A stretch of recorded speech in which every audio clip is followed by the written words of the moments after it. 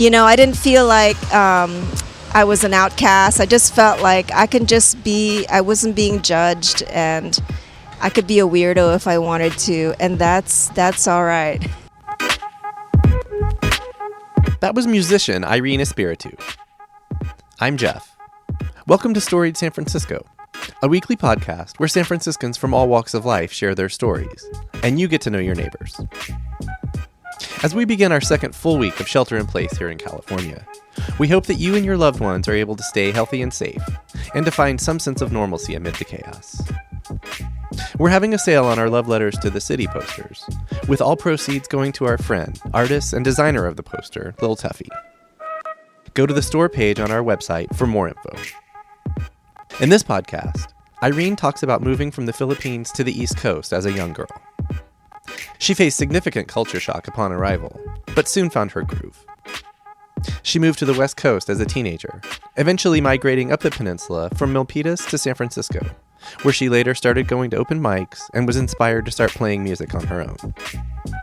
Here's Aireene.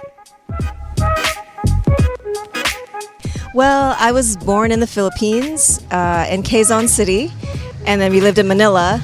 And then when I turned 10, we moved to Dumont, New Jersey. Oh, wow. In this little town where there were maybe 2-3 other Asian families and 2 Filipino families. Okay. And then I lived there for 2 years. We lived with my aunt. And then my parents we stayed there till they found, my parents found their own place in Yonkers, New York. Mm-hmm. And from there, I moved for high school to California in Milpitas High School. With your family? No, I moved on on my own with my aunt, which is a whole nother story. Okay. So, well, 10 years old. I mean, that's definitely old enough to form some memories in the Philippines. Absolutely, yeah. Do you want to talk about your life in the Philippines? Sure. A brief in hindsight, but I'm sure when you're a 10-year-old kid, that's forever. Yeah. That's your whole life. That's my whole life. Well, when I was there, I just remember they taught me English first. And so when I went to nursery school, the kids all talked in Tagalog, and I just felt out of place. And it was quite traumatic, actually. I felt like my memory of that time is I just felt like my only friend was the teacher, and I would just look forward to going to take naps because it was like a break from everything. Right. But then come kindergarten, as a child, you learn so fast. Right. So I learned how to speak Tagalog, and so I was a lot more comfortable then. Mm-hmm. You say your family was teaching you English? Yes, they taught me English first, and don't ask me why. But but anyway. So at home, you guys spoke English. Yeah, but I could still understand that we spoke Tagalog and Ilocano. And I could understand, but speaking was a lot harder. Right. But I watched American shows like Sigmund the Sea Monster. And do you remember Sigmund the Sea Monster? Of course, Sid and Marty Krofft, H.R. Puffin stuff. Yes, H.R. Puffin stuff. I love that stuff. And the Boogaloos. The Boogaloos, yes. Oh my gosh! Going. Wow, you have more memory than I do of that time. Of that stuff, not of today. But yeah. Right, that's true. So anyway, so I came to the U.S. in Dumont, and because I remember another trauma that the kids didn't know what I was. They'd never seen in my class another Filipina person, and so they would ask me, what are you? You don't look Chinese. You don't look, Puerto Rican, and so I was having an identity crisis because what the hell, you and don't you're even like 11. Yeah, or just 10. I just turned 10 when we moved here. Yeah. So, it was frustrating because I felt like I was, like nobody knew what I was, and they'd never heard of the Philippines before. Of course, now there's a huge Filipino community there. Okay. Yeah. So, but back then, in the 80s. Okay. 1980 was when we moved up here. Okay. There, it was it was still like, what are you? So then we moved to Yonkers, New York, and there was a lot more diversity there. Okay. And where is Yonkers in relation to New York City? Yonkers is north So it's Manhattan and then the Bronx and then Yonkers. It's the next I think. thing outside of New York City proper. Okay, that's my memory of it. I just wasn't sure. Yeah, and in Yonkers there was a lot more diversity. In Dumont it was just a small community of mostly, Caucasian community. But in Yonkers there were Puerto Ricans, Ecuadorians, and African Americans, and so and also more Asians in that area. So there was a lot more color, per se, and I felt a little bit more comfortable there.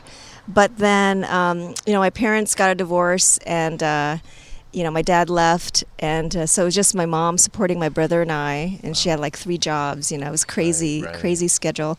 So on the weekends, we would go to my grandparents. My grandparents lived in Manhattan. Oh. And so on the Friday, she would pick us up from school, drive us to my grandparents, and then go to work. Wow. And work 12-hour shifts. And now you're like, she's crazy, but I say you benefited. Absolutely. From that. How old were you at this time? So I was, maybe like 13. Oh, wow. 13, 14. Hanging out on weekends in Manhattan. Well, my memory of Manhattan is basically my grandparents taking us out for New York pizza, and that. I mean, you go into this little, pizza shop, and it was like a pizza slice was like $1.25, and I would get my, dripping oil, delicious. I just needed a cheese pizza. That's all you need, and you really fold it up, and then it's piping hot, and you burn your tongue, but it's so much worth all the juices falling out of the slice. Totally. Plain slice, and don't dab it with a napkin. Don't Get out of here dabbing it with a napkin. That's right. You want us to know you're not from here? That's right. That was my every Friday, that was our treat, is the pizza. And we'd just hang out with my grandparents. And then on Sunday, they'd take us to church. We'd go to church, and then my mom would come pick us up in the afternoon, and we'd have Chinese food. Fun. Yeah. So you were saying I'm guessing you have some siblings? So I have one brother, okay, and we're 5 years apart. But it feels like he's older than I am. He is younger? He's 5 years younger, but I feel like he's my big brother. Interesting. Yeah. So he lives here in San Francisco. Oh, okay. In Gun Park. Okay. So, and then I remember when I decided I wanted to come to California. It was after middle school, and it was either I felt bad that my mom worked so many hours in her 3 jobs, and so I thought, well, I heard my aunt lived in Milpitas, and she told me there's free education, public schools, and it's good education. So I thought, maybe I should move to California. And had you visited at that point? Yeah, we would come visit her in the summertime. Okay. So I was already familiar. And I remember it was 9:30 at night or something. I was waiting for the bus in Yonkers, freezing ass cold. And those LCDs that go around on top of banks tell you what time it is. Oh, right. Temperature. Yes. I would watch the time because I've been waiting for the bus to go home, and it was 9:30, 10 o'clock, 10:30, and it would be like, where's this bus? And it was minus 10 degrees. I was freezing. I was cold. I thought, cannot comprehend. It's time to go to California. That'll do it. So I told my mom, I said, I want to go to California. It's free, public education, and it's a pretty good school for high school, or stay in Yonkers, and my mom would have to pay for private school, or I wasn't sure how the public school system was in the area. So she was very supportive, and she said, are you sure you want to do this? And I said, yep. And talked to my aunt, and she was very open to it, and she was her family were very generous, my aunt and uncle, and so I lived with them for high school. Did you have cousins there? So they had kids. They had a toddler and a newborn. So I actually babies. So I actually ended up, babysitting them. Sure. And I mean, I think I grew up pretty fast because I babysat them, and I helped around the house, and I was the rice cooker and the dishwasher, and I would vacuum, and I had my own phone line in my bedroom, so that was my first paying bills at 14. Well, hey, but you're on the flip side, it's like you're doing all that work. You're right, earning that's it. True. That's true. But they were very generous and supportive, and so I did that. That was high school. like what were your impressions at first, obviously, of California via Milpitas? The only memory I had was just visiting my family here, my aunt and uncle and the cousins, and I love the weather. And did it feel like a dramatically different world from the East Coast? I didn't.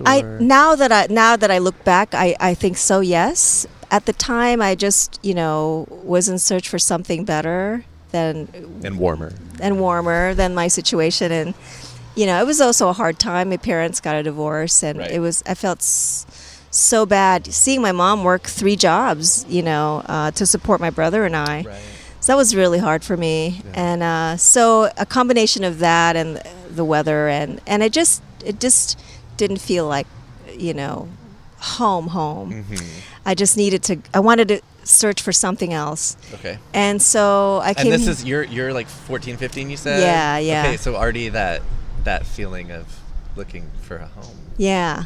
And later in life, I learned about the third culture. Well, actually, at San Francisco State, Go Gators! Go Gators! I took this class called Intercultural Communications, which really changed my life, I have to say. And I think if this guy didn't pass away, I would have taken on a degree in that field. Oh, wow, okay. But he had in the class, he brought this tribe in, a fictional tribe, and he just created this scenario, and where he says, it was 2 guys standing, and the women were on their knees. And so after they just stood there for a while, quiet, and then after they left, he said, "Okay, what were your impressions?" And most of us said, well, the women were worshiping the men because they were on the ground, and the men were, just, the whatever, the higher power. The rulers. And then later on he says, well, actually, I don't even know if it was a fictional or a true tribe.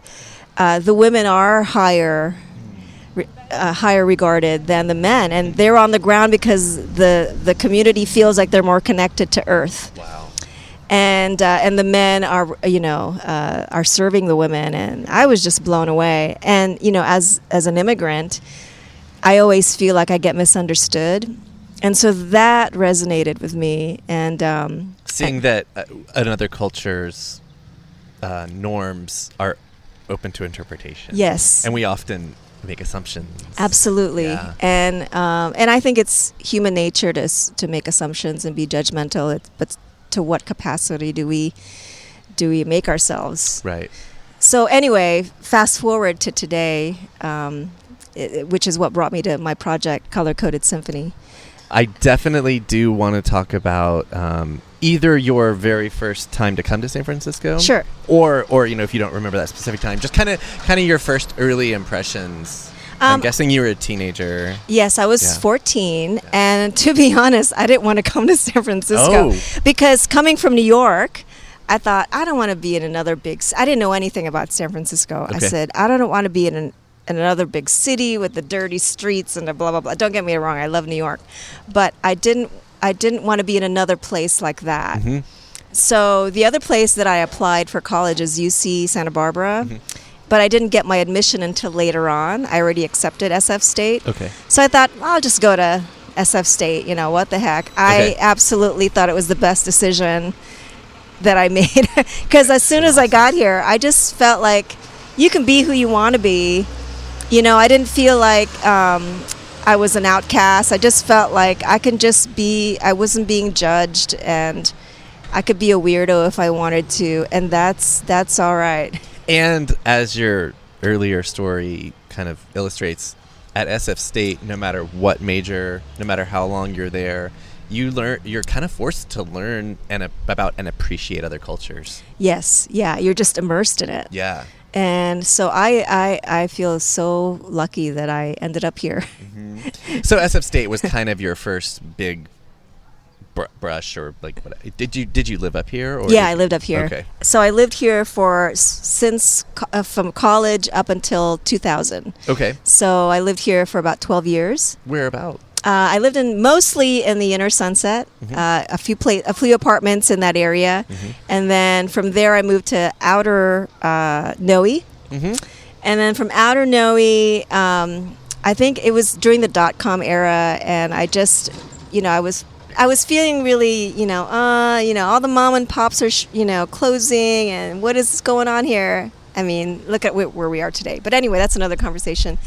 And so I thought, and I want to live by myself. I think I'm tired of living with roommates. It's time I want to live by myself. And so I was looking around Oakland, and that's when I moved to Oakland. Okay. So I never thought I'd leave San Francisco. It was like, I remember the feeling of leaving. I knew it was the right thing for me at the time, but the feeling was, I felt like I was getting a divorce. Because I never thought I would leave. I never, ever thought I would leave. I thought I was in the most perfect place, in the world. After a while of searching, also, you had found something. Yeah. And this was my town. I could walk anywhere. I felt safe. Even in the Tenderloin, I felt fine. And this was my town. So that initial feeling when you did move to Milpitas of, I'm good on San Francisco, I don't need cities in my life. Yes. You later kind of, I guess, overcame. Yes, I did. When you really started probably learning what the city was. Yes, and I realized this is not New York. This is far different from New York. I mean, I appreciate New York and I love to visit, but this is a whole new different city. Feel free to expound on that as little or much as you want to, because this is right in my wheelhouse. I mean, living here for 12 years, I mean, you can turn a corner and find something that you've never even seen before. There's always something new to discover. And before the time of Yelp and whatever other, Google, whatever, my friends and I would always look for new restaurants.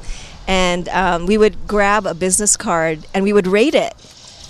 And, we would make, notes on the business cards, what did you think of it? What's your review? And then, we would find out when would close again. And then so every week we'd, find a new place. I thought it was like analog Yelp.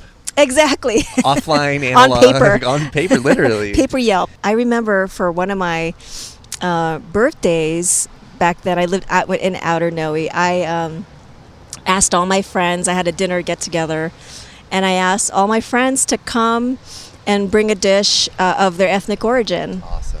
And it was the best. It was so cool. It wasn't just dishes, but like German beer, yes. alcohol, and Iranian delicious green dish. I forget the name of it, but it was delicious, and I wouldn't ever get that anywhere. I wouldn't even know to order it. There's no restaurant where you're like, okay, you and you and you and you. Yeah, right. So we got to taste a different dish from different cultures. It was awesome. Yeah. Let's hear about your move to Oakland.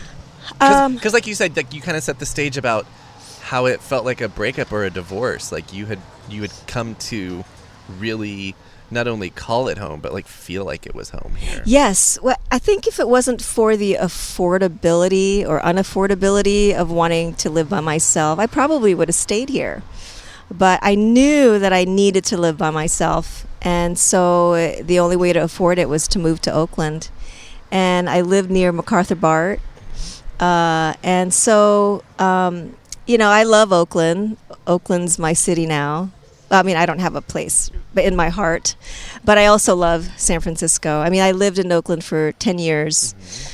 And, but I still come here, my health insurance, my doctors and UCSF. My dentist was here, and I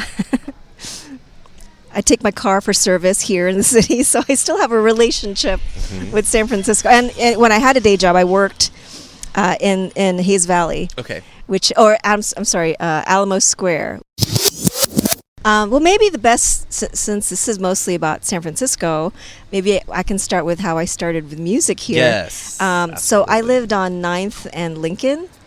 And there was a cafe around the corner called Allen Monkey, and it's no longer there, but I just happened to walk in just to, hang out or whatever, and I had never heard of the word open mic before, and all of a sudden all these musicians start coming here and coming there and start playing, and I said, what is this? And it was great. I got hooked. I kept going. It was every Monday night at the Owl and Monkey, and I was extremely shy, and so I would just sit in my corner and not talk to anyone and just listen. And I thought, I want to do that. Did you have any musical training or?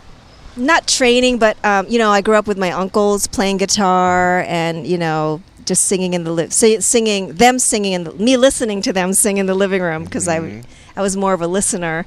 And I was one of those, I just sing in the shower or in my car, driving somewhere. In perfect pitch, of course, always. Always, right?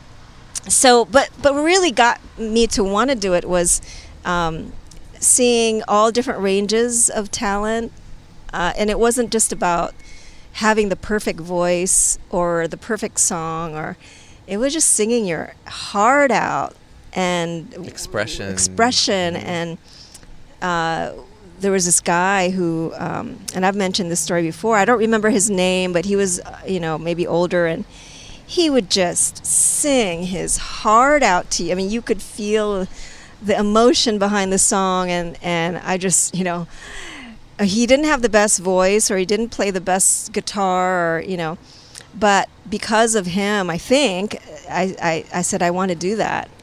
So I knew a buddy of mine from college played guitar, so I said, hey, do you want to do this? So we did it, and we played, and I actually ended up dating this guy who was a blues guitarist, so he joined us, and so we just started doing it, and you were playing guitar in that group, or? I started playing guitar. I sucked at it at the time, but I was like, I had to learn to pick up something. But my friends also played guitar, so they backed me up mostly. And then and you were singing, or? And I was singing, okay. Yeah, mostly singing. And then I just started writing songs, but then I got frustrated because I couldn't write fast enough. I couldn't play guitar, and and then I dated this blues guy, and then my heart was broken, and I just I said, I don't want to do anything on my own. I'm just going to sing backup for this band. So I met this guy. I started going to the open mics at Hotel Utah. And the host was Hal Marcus, and then he asked me to sing backup for him in his band. Okay. So it was great for me at the time. I just wanted to sing backup. I would just show up and sing, and I didn't have to bring any instruments. And so I did that for a while, and then I heard about Glide Church. Oh, yeah. And I don't know if you've been to a service there, but the other singer that ended up singing with the Hal Marcus band said, Aireene, you got to come join the choir. Okay. And I said, I'm not really a church person, but she said, just come for the music. And I went, and I was just blown away. I thought, okay, now I want to do that. So I learned about gospel music, and it was amazing.